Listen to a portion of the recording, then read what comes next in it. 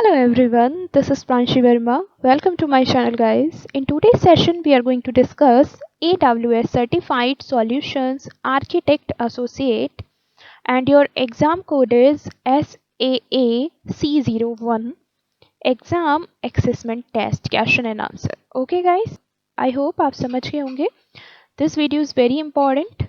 Guys आप में से जो भी student AWS certified solution architect associate exam की प्रिपरेशन कर रहे हैं तो ये असेसमेंट टेस्ट आपके लिए बहुत इंपॉर्टेंट है. आपको चेक करना चाहिए आपकी नॉलेज कितनी है.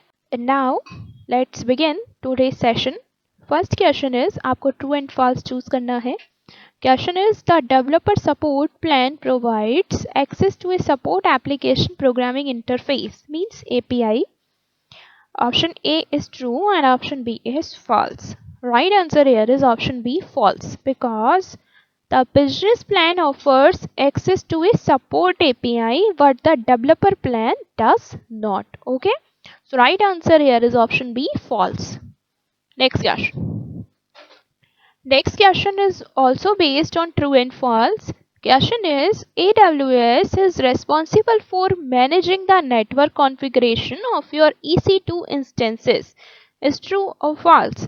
So right answer here is option B, false, because customers are responsible for managing the network configuration of EC2 instances. Okay, and AWS is responsible for the physical network infrastructure. So this statement is false. AWS is responsible for managing the network configuration because AWS is responsible for the physical network infrastructure. Next question. Which of the following services is most useful for decoupling the components of a monolithic application? Option A, SNS. Option B, KMS. Option C, SQS. Option D, Glacier. Right answer here is option C, SQS, and SQS stands for Simple Queue Service. Okay, SQS allows for event-driven messaging within distributed systems that can decoupled while coordinating the discrete steps of a large process. Okay, next question. An application you want to run on EC2 requires you to license it based on the number of physical CPU sockets and cores on the hardware you plan to run the application on. Okay, which of the following tenancy models should you specify? Option A, dedicated host. Option B, dedicated instance. Option C, shared tenancy. Option D, bring your own license. And here your right answer is option A, dedicated host. Okay, because the dedicated host option lets you see the number of physical CPU sockets and cores on a host. So you need a dedicated host. Okay, dedicated host tenancy model should you specify in this. Okay, next question. Next question is based on true and false, and question is changing the instance type of an EC2 instance will change its elastic IP address. Is true or false? Is false, because an elastic IP address will not change. A public IP address attached to an instance will change if the instance is stopped, as would happen when changing the instance type. Okay, next question is based on true and false, and question is you can use a quick start Amazon machine image AMI to create any instance type. Is true or false? Is true, because a quick start AMI is independent of the instance type. Okay, so you can use a quick start Amazon machine image to create any instance type. Okay, next question. Which S3 encryption option does not require AWS persistently storing the encryption key it uses to decrypt data? Option A, client-side encryption. Option B, SSE KMS. Option C, SSE S3. Option D, SSEC. And here right answer is option D. With the SSEC, you provide your own keys for Amazon to use to decrypt and encrypt your data. And and AWS doesn't persistently store the keys. Okay, right answer here is option D, SSEC. Next question is based on true and false, and question is, durability measures the percentage of likelihood that a given object will not be inadvertently lost by AWS over the course of a year. Is true or false? Is true, because durability corresponds to an average annual expected loss of object stored on S3, not including objects you delete, and availability measures the amount of time S3 will be available to let you retrieve those objects. Okay, so this statement is true. Okay, next question. Next question is also based on true and false, and question is, after uploading a new object to S3 there will be a slight delay. Slight delay means बहुत ही छोटा delay, उसको आप बोलते हैं 1 or 2 second का delay. Okay, before the object is available. Is true और false? Is false, because S3 uses a read after write consistency model for new object. So once you uploaded an object to S3, it's immediately available for next. Okay, so after uploading a new object to S3 there will be no slight delay before the object is available.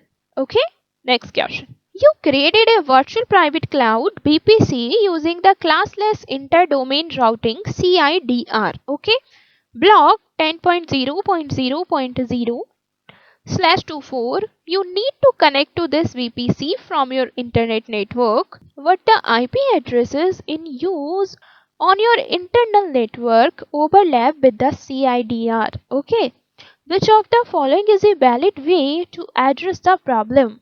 Option A, remove the CIDR and use IPv6 instead. Option B, change the VPC CIDR. Option C, create a new VPC with a different CIDR. And option D, create a secondary CIDR for the VPC. And here your right answer is option C. You can't change the primary CIDR for a VPC, so you must create a new one to connect it to your internal network. Okay, next question. Next question is based on true and false, and question is, an EC2 instance must be in a public subnet to access the internet. Is true or false?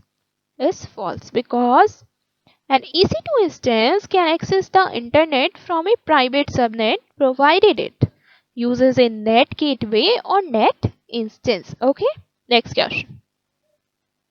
Next question is also based on true and false, and question is, the route table for a public subnet must have a default route pointing to an internet gateway as a target. Is true or false? Is true, because the definition of a public subnet is a subnet that has a default route pointing to an internet gateway as a target. Otherwise, it's a private subnet. Okay, next question. Which of the following use cases is well suited for DynamoDB? Option A, running a MongoDB database on AWS. Option B, storing large binary files exceeding 1 GB in size. Option C is storing JSON documents that have a consistent structure. Option D is storing image assets for a website. And now your right answer is, and here your right answer is option C. DynamoDB means Dynamo database is a key value store that can be used to store items up to 400 KB in size. Okay, so in the case of storing JSON documents that have a consistent structure is well suited for DynamoDB. Okay, next question. Next question is based on true and false, and question is, you can create a DynamoDB global secondary index for an existing table at any time. Is true or false? Is true, because you can create a global secondary index for an existing table at any time. You can create a local secondary index only when you create the table. Okay, आप global secondary index any time create कर सकते हैं, but अगर आपको secondary index create करना है, but आपको secondary local index create करना है, सो आप वो तभी कर सकते हैं जब आपके पास आपने एक टेबल ऑलरेडी क्रिएट किया हो. Okay, next question is based on true and false, and question is, enabling point in time RDS snapshots is sufficient to give you a recovery point objective RPO of less than 10 minutes is true or false? Is true, because you can create a global secondary index for an existing table at any time, and you can create a local secondary index only when you create the table. Okay, so this statement is true. Next question, which of the following steps does the most to protect your AWS account? Option A, deleting unused identity and access management IAM policies. Option B, revoking unnecessary access for IAM users.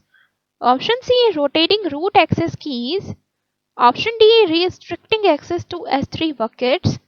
Option E, rotating secure shell SSH key pairs. Right answer here is option B.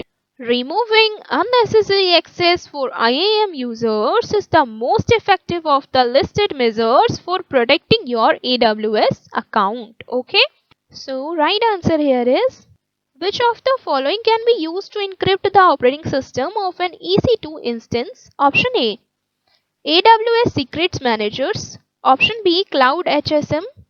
Option C, AWS Key Management Service means KMS, and option D, AWS Security Token Service STS. Right answer here is option C, AWS Key Management Service KMS, because KMS can be used to encrypt Elastic Book Store EBS volumes that store an instance's operating system. Okay, next question. What is the difference between a token generated by the AWS Security Token Service STS and an IAM access key?